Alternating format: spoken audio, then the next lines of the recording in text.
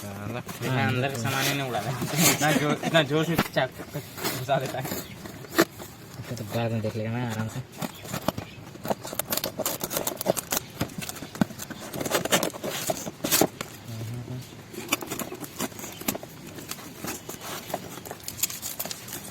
Full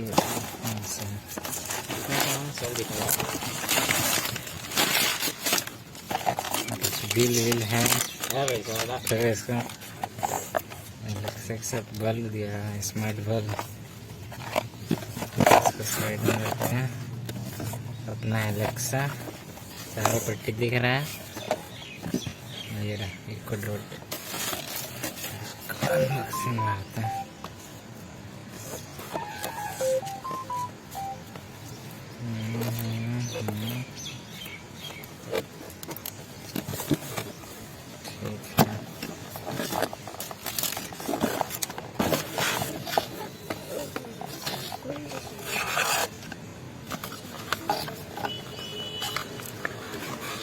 charger है 15 वाट का charger रखते हैं। इको डॉट भैया पट्टी है भैया बहुत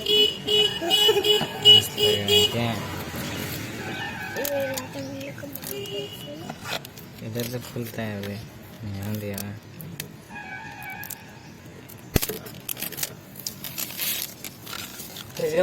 इतना बड़ा है रे।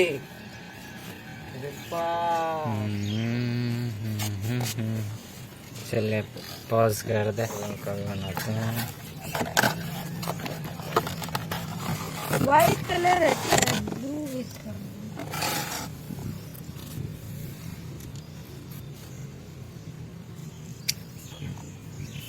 बहुत